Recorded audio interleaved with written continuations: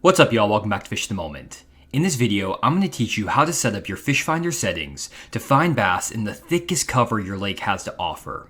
This is a skill that's helped me put thousands of extra fish in the boat over the years when fishing offshore, and it's something that will help you gain an advantage over other anglers on your lake. Let's get into it. When you get a new fish finder, or when you reset your fish finder to its default settings, you'll find the image pretty much shows everything under the water. This could be small fish, big fish, bait balls, stumps, twigs, rocks. Anything that's down there is going to show up on the screen. And while at first it might seem like a good thing, in all honesty, I don't really care if I see every single twig on a tree, or if I see every tiny rock on the bottom. Instead, I want the ability to identify if there are bass in the area, and to be able to see bass as easily as possible in my sonar image. Fortunately, with a basic understanding of how the down imaging and 2D sonar views work on a fish finder, we can easily differentiate bass from other objects in the water. The first concept you have to understand is how the density of an object impacts what image you get on your 2D sonar screen. The higher the density of an object in the water, the stronger the return will be on your 2D sonar view. This means that a really small fish is going to have a weaker return than a very large fish because that larger fish has more density. By that same logic, a brand new tree that was just dumped in the lake is going to have a stronger return than an old, decaying, brittle tree that's been in the lake for 20 years. With this concept in mind, we can change our fish finder settings to filter out objects that have less density to them. If you reduce the sensitivity on your 2D sonar view, you'll find that smaller fish that have a weak return will almost disappear off the screen. And the same thing will happen to very old, brittle trees that are about to decay. At the same time, the objects that are more dense will still show a return on the fish finder screen, though not as strong as when your sensitivity was higher. Therefore, when you reduce the sensitivity on your 2D sonar view, you get two pretty big benefits. The first benefit is that you're going to filter out a lot of the smaller panfish and baitfish that are cluttering up your sonar image and that you might be mistaking for larger bass. At the same time, the larger bass that are in the 2 to 5 pound range will still appear on your screen and actually pop out a lot more because there's a lot less clutter to get confused about. The second benefit is that a lot of the less dense old cover that's in your lake will actually be filtered out as well. So if you're graphing through a field of standing timber, for example, that's been in the lake for 20 years, a lot of times by taking that 2D sensitivity down, you'll actually make that timber disappear on the 2D sonar view, even though it might still be visible on the downscan view, and you can more easily pick out where the fish are in standing timber. As a result, you're able to see larger bass a lot easier on your 2D sonar view because it's not cluttered up with smaller fish or old decaying cover. Now I want to make a couple of callouts about reducing your 2D sonar sensitivity. The first is that you're going to be filtering out smaller fish, and if you take your sensitivity down too much, you might filter out all the fish altogether. So you want to make sure that when you're setting your settings, you know the general size of the fish in the area that you're fishing before you actually change your settings. For example, I found this group of bass suspended in some offshore standing timber along with a really nice bait ball. On downscan, you can see there's actually a lot of dots or a lot of fish in the trees. But on my 2D sonar view, because I took the sensitivity down, you only see a couple of arches and none of the trees. Before changing my settings on the particular fish finder I use to take these sonar images, I actually caught some of these fish in standing timber to determine the size of the fish I was dealing with. In this case, these fish were 1.5 to 2 pound spotted bass. This means that on the upper end I'm dealing with a 2 pound bass, and on the lower end maybe I'm dealing with a 6-inch bass. As a result, I know that in my 2D sonar view, the arches that are the largest are actually about 2 pound bass, and the smaller arches might be in the pound to pound and a half range. Moreover, there are a lot of dots that are visible on downscan but not on 2D sonar, and I know that those smaller dots are probably even smaller bass and maybe the 6 to 8-inch size. This means if I go around the lake with the 2D sonar settings I have on the right side of the screen, I'm basically going to be filtering out most of the bass under 2 pounds. I might be able to see a few smaller bass in that like 1.5 pound range, but the arches are going to look pretty tiny. So if I do end up running across a 2 to 5 pound bass, most likely the arch is going to really pop off the screen, and I'm also not going to have to worry about seeing a lot of the old standing timber, which is going to make it really easy to find a spot that is loaded down with quality bass. Now that last example was kind of the perfect scenario for setting up the 2D sonar settings, but you might not have timber on your lake. Instead, you might have some older brush piles. So in this image, you can see a couple of brush piles. On the downscan view, they're pretty easy to see. On the 2D sonar view, you'll notice that one of the brush piles has a pretty strong return and the other brush pile has a very weak return. The brush pile with the weaker return is an older brush pile that's probably been there for 10 or 15 years and is starting to decay, where the brush pile on the right side has a stronger return, meaning it's a newer piece of brush. We can also see there are several fish in and around the brush pile. Again, I caught the fish in this brush pile, and they were all about like 1 to 1.5 pound spotted bass, which lines up with my 2D sonar settings I set on the previous area. Those little arches that you see are just not big fish, but regardless, you can see that the settings I set up on the timber translate over to a brush pile scenario, and you can use the exact same logic to set up your settings both around brush piles or standing timber. I then went on to graph a couple of other brush piles in the same area, and I actually did find some better quality fish. In this image, you can again see two brush piles pretty clearly. Both of them look like they have some good density to them, so they're probably newer brush piles. But we can also see some larger arches mixed in with this brush. The arches have a lot more color to them. They're actually taller and a little bit longer than the arches in the previous image. I caught some bass here as well, and these turned out to be 3 to 4 pound bass. And this allowed me to determine that basically any arches that have the same shape, size, and color to the arches I see on my screen here are going to be better quality bass. And that lines up with the logic that we kind of established when we were setting up the settings around that standing timber. Hopefully this explanation made sense and gave you a better idea of how you can adjust your 2D sonar settings to identify better quality fish in your area. If you are still having trouble setting up the settings in your fish finder, I do have sonar settings guides available on my website, fishthemoment.com. I don't have every single fish finder on the market on my website. I just have put up the ones that I've used personally on my boat and that I've actually gone through this process with. I basically found groups of fish, caught fish, and then set the settings to filter out a lot of the smaller fish, leaving only the few bigger fish that I see. So if you do want to get those settings again, you can check them out at fishthemoment.com.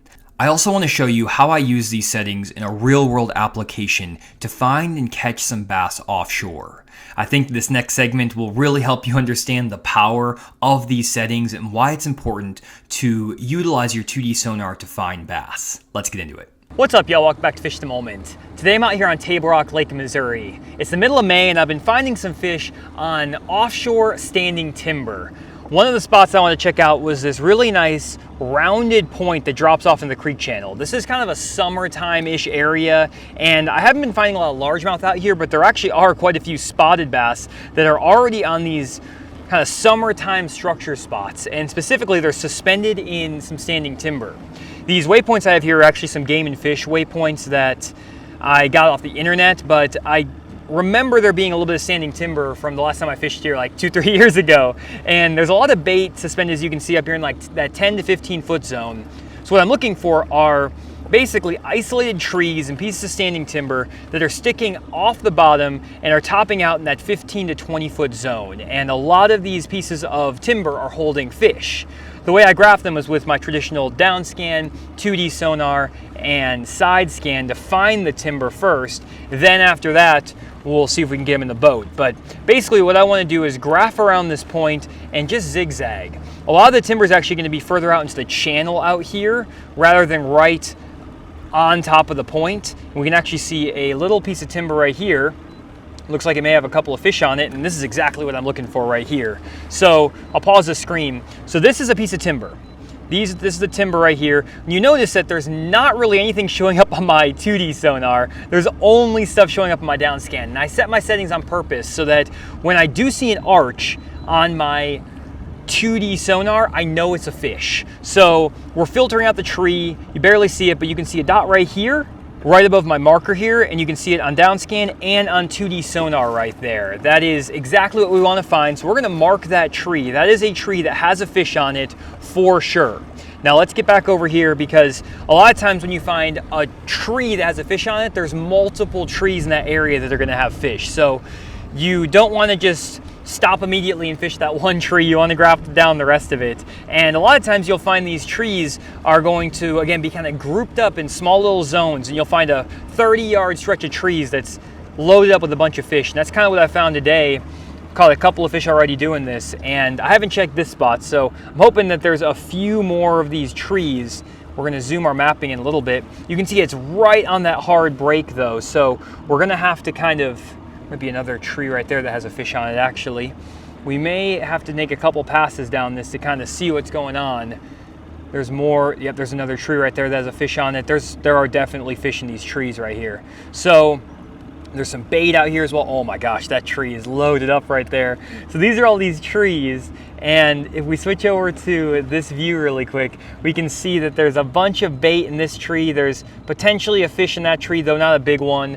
There's a lot of small spotted bass and stuff out here as well. So a lot of times I'm not going to see all of the fish in these trees, because again, I'm filtering out the tree, which a lot of times filters out like the 1 and 2 pounders as well. So you kind of have to be careful with that when you take your sensitivity down too low. And we might get onto the active target here, and we might see 30 fish in these trees, and we only saw 1 on 2D sonar, and that's because there's maybe 1 2 to 2.5 pounder in there, and the rest are like 12 inchers. But there's another tree right here as well. Oh my goodness. Doesn't look like there's a bunch of fish in that one, but down this row right here, there's definitely enough trees that have some bait and some fish around it. They're right in the right depth zone. Again, I'm not seeing a ton of big fish in this area. There's probably going to be a lot of smaller spotted bass, but when you get into an area like this where you just see a couple fish in those trees, a couple of decent fish, again, you might find that you missed a couple of trees. There might be more trees than you're seeing, and there's probably going to be more fish in here than I'm seeing as well. I bet there's probably going to be quite a few here just based on instinct. There's another tree that has some fish on it. So as we kind of regraph through here, you're going to hit these trees at different angles. That has like 7 or 8 fish in it, that tree right there. They're all going to be 12 inchers, little small spotted bass, because you don't see anything on my 2D, but it'll still be fun to catch some. We can even see some of these trees over here on our side scan as well. So we have some more trees, a little bit more activity, definitely enough trees and enough activity for me to stop and fish.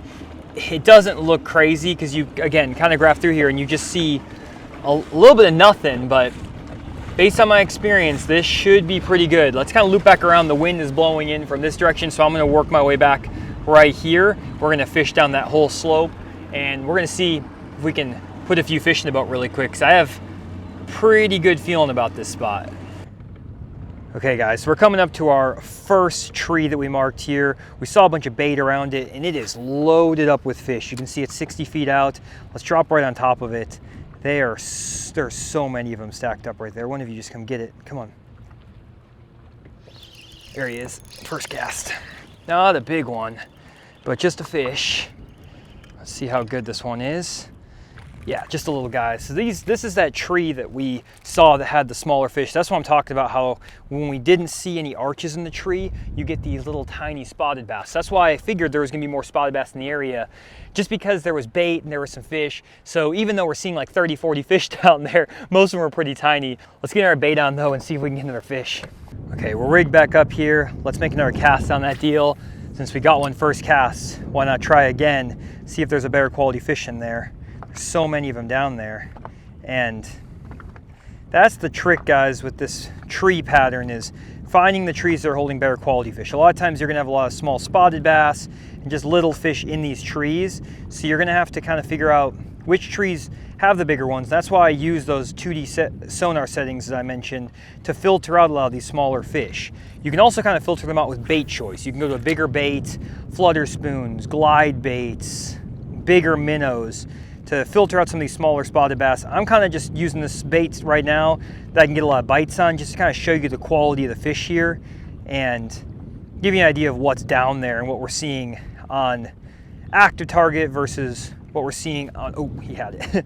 One of them just had it right there. Versus what we're seeing on our 2D. These fish are so small, they're having trouble getting it in their mouth because they're just little tiny runts. But also on active target, a lot of times when you see arches, or sorry, not arches, but dots like this, these dots look pretty big on active target 2, but they're really not that big.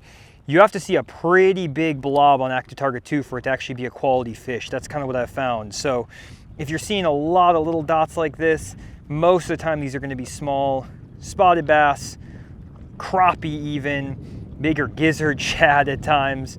But these are all probably just all small spotted bass, all of these. So you can see there's a pile of them down there. It's pretty cool to see them. And we graphed around, but let's see if we can find a tree that has a bigger fish on it.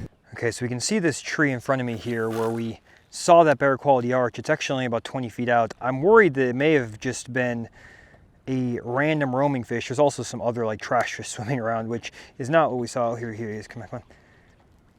Oh, he missed it. No! Come on, come back and get it. Oh, he missed it again. Get it the third time fish. Oh, he hit it again. Come on, are you kidding me? He hit it 3 times and missed it. That's that better quality fish, I thought, at least. Come back and get it. He missed it 3 times. That was that fish that was on that isolated tree. I can't believe he missed it 3 different times. That blows my mind. Look at all these fish too. They're right in front of the boat. There's a bunch of them kind of just cruising and roaming around here too. But that one fish was on that tree. That was the opportunity too. Dang it. Ah, that's a bummer. I don't know how he missed that 3 times. I thought I had him, and then he missed it. But that was that fish on that tree. We graphed him up, and there was just one there. Let's see if there's anyone else there, or if he'll come back for it. That sucks. Okay, well, one tree with an arch, 1 bass off that point. It's been pretty consistent, so we know the pattern works. Let's try one more point here. It's just another channel swing point right off the main channel. I know there's some timber off of this, and we actually already are seeing a fish in a tree right there, which is pretty cool. Right there, you can see there's a dot, there's an arch. We're gonna mark that really fast, the fish. And I know there's a bunch of timber off this point, and maybe since we just saw one fish already, we can find a couple of trees that actually have a little bit of life in them. We at least know we have one tree that has a decent quality fish in it, which is a good sign. And you can graph around with a bunch of different views. I kind of like graphing with this down scan view at first, then switching over to my 2D sonar after I kind of see him. I find it just makes it a little bit easier to see him for me. There is a fish right here that's, again, not that big, but it is at least visible, so we'll mark that tree. And it's not a big fish, but it's decent at a bare minimum. Let's keep looking. There's another fish down here, right there on that tree. There's actually a few more better quality fish potentially off this deal to be caught. Not 100% sold that this is the best spot in the lake, and we're not catching big ones. Like, if we wanted to be catching bigger fish, I would need to be going up the river, finding someplace where the fish are pushed off a little bit further offshore. We are here in the middle of May, so the fish haven't really made the full push out here. I'm a little bit ahead of them. I'm sure I could be catching some fish even just fishing down the bank right now pretty good, especially some better quality largemouth. But I like to get out here and do the offshore deal as soon as I can because it's just a lot of fun for me. And I don't mind catching 14 inchers. It's kind of, I think about it as like it's honing my skills, trying to get myself a little bit better in preparation for when it really starts going down out here. But let's take a look here. I mean, nothing crazy there. I want to regraph down this stretch just to see if I can see any more trees, but we definitely found a couple that had at least a few fish around it that looked decent. There's that tree again. We kind of marked a fish there, that fish right there in those trees. We already have that marked, which is good. We may have just caught it at a little bit of a different angle, so it looks a little bit smaller. But again, there's not giants out here, but we have at least down this stretch 3 trees that have a few fish, so we might be able to even catch 2 or 3 fish off the spot, which would be really nice because we've really only been able to get 1 fish per spot so far. And I want to keep going down this a little bit further too, deeper. Let's see here. So there are, some fish, like there's a dot right there, but that doesn't show up on our 2D, so that just means it's a really small fish. It doesn't seem like there's that much activity further down these bluffs. Later into the summer, these fish will actually push down these bluffs more, and they'll be down like this stretch here where you can actually see, it's actually Just a little fish right there, just something. But there'll be more down these straights, these straight bluffs and things like that, as opposed to being more on the points. And it just kind of depends on the time of year you're here. But there is one more fish like right there. It doesn't look like it's that big. It's, again, just a little small one, but we have a few dots to check out. So let's pull up. We have 4 trees to hit at least, and let's see if we can get a bite on any of these. Okay, so we got our first tree right here at 50 foot. There's a fish about 10 feet down in that tree. Actually another one down there too that just kind of swam out. But there's a fish about 10 feet down. See if he comes and grabs my bait. There he is. Come on, get it, get it, get it. Got him. There we go. First tree, first fish right here. That's awesome. I mean, guys, it's pretty spot on once you graph them with 2D. You're gonna get a bite. Good spotted bass too. I mean, these are good quality fish. Not giants, but just good fish. A lot of fun. And you can see it's just such an efficient way to use 2D with the forward-facing sonar. Rather than trying to have to target every single tree, I can just go to each of my individual spots and catch fish pretty much first cast every time. It is awesome. Got that fish like all the other ones on that Core Tackle 3/16 ounce 3/0 strut head, and I'm pairing that with, here's one of the ones that got thrown off, but it's a Yamamoto shad-shaped worm. Or we're going up here just to show you what I'm throwing. There we go. So there's that strut head from Core Tackle, and then that Yamamoto shad-shaped worm. I'm just rigging it like a normal minnow, nothing crazy. I really like the shad-shaped worm because it has just a slimmer profile than a lot of other minnows that are on the market, and it works great for these spotted bass. Just something about that profile works great for spots. That 3.75 inch size is great. And honestly, guys, it's so much more efficient to graph these fish first with 2D sonar than use the forward-facing sonar, because you know what size the fish are. You know you're not throwing in a bunch of random stuff. I mean, there's like fish that just swim out here, and I have no idea what this fish is right here at like 20 feet out. This could be a carp, a drum, it could be a spotted bass, I have no idea. I mean, you could throw at every single one of these, but this could be a 10-incher, this could be a 3-pounder, I don't really know.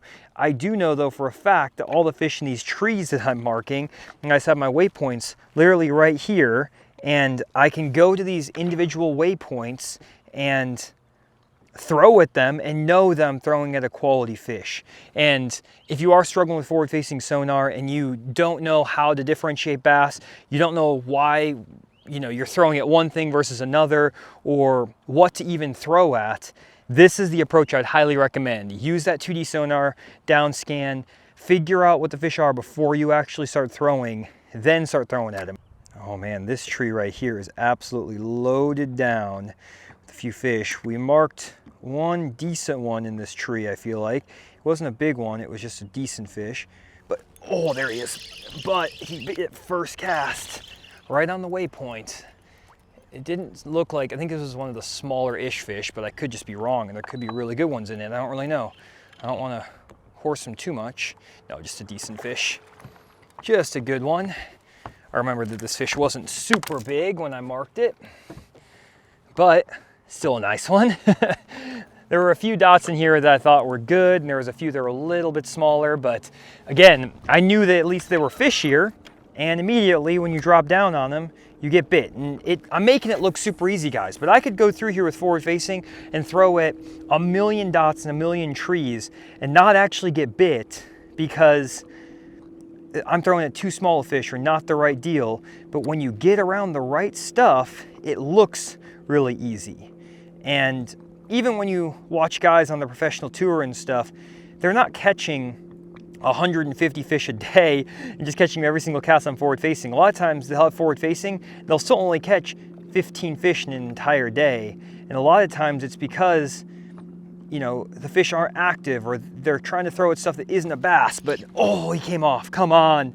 No way. He had it too. Come and get it again. Come and eat it again. There he is, came back to get it. But when you graph them up, you find the right deal, you can catch them quick. And I graph during my fishing days. A lot of guys don't want to graph during their fishing day, they just want to fish. But if you actually graph during your fishing, this is a good one.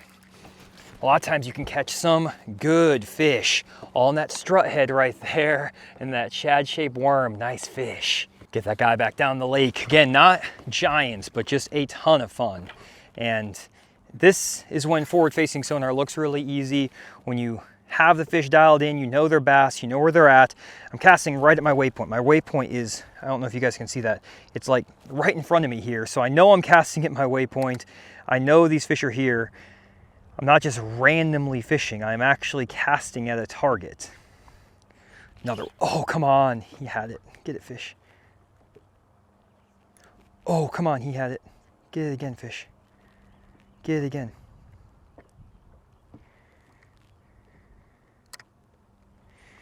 Oh, just get it. Come on. Oh my gosh. 2 of them hit it.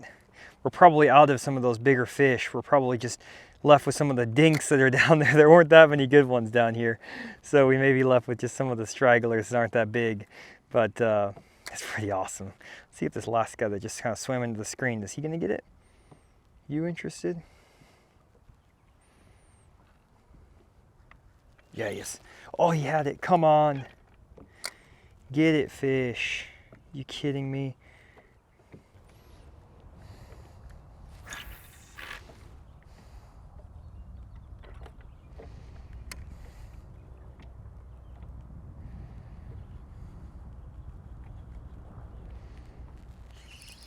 Oh, you kidding me? Got him. There we go. Another nice fish here out of another tree we had marked. Not giants, but just good quality fish. That's a big spotted bass actually, guys. Look at that guy. That is awesome. I absolutely love it, guys. Graphing them up, that is a nice spotted bass. Beauty right there. All on that strut head with that Yamamoto shad-shaped worm. There's more down there too. I think I can probably catch another one off this tree if I'm in there. Get in there quick before the other fish I just caught goes back in tattletales. There's enough fish in these trees to get 2 off each tree, it looks like almost.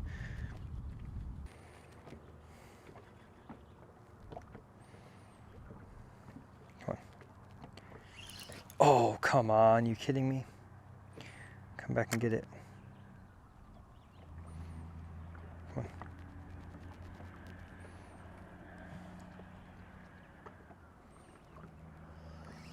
Got him. There we go. We're underneath the boat here. Another decent one. Another fish. Not a big one, but just another one right on the same deal. We are catching them left and right, guys. This is awesome. These trees are just loaded down. I've missed 4 or 5 more too. It's not like I'm just catching every single fish that bites. I'm missing a few. Oh, these trees out here are loaded. Not big ones again, but just, I mean, having a blast. Well guys, I had a blast today catching fish out of deep standing timber, and this is a pattern that's going to only get better as the summer progresses, and it'll be good all the way through October. So you definitely want to get out to your lake if it has standing timber and practice this technique. Graph them with your 2D sonar and your down scan. If you need settings that help you kind of differentiate the bass from the trees, I have settings guides available on fishthemoment.com that will give you my exact settings and all the fish finders I've at least had on my boat, so you can kind of get dialed in on that. And as far as the gear I was using, again, just using a core tackle 3/0 3/16 ounce strut head with that Yamamoto shad-shaped worm, 3.75 inch, awesome little setup. Just pairing that with some 8-pound fluorocarbon line to a 10-pound braided line leader with this Denali Android 7-foot medium power fast action spinning rod. It's a great rod for shaking the minnow, really sensitive, and you can actually get a discount of 30% on denalifishing.com if you use my code down in the description. So definitely go down in the description, get that discount code, pick up one of these awesome minnow rods. And I'm just pairing that with the Shimano Nexave reel I picked up for 50 bucks at Academy. So not the best reel in the world, but it gets the job done. And a lot of fun today, guys, in this video. Make sure you leave a comment down below. Let me know if you enjoyed and what your favorite tip was from this video. Thanks for checking it out, and we'll see you guys in the next one.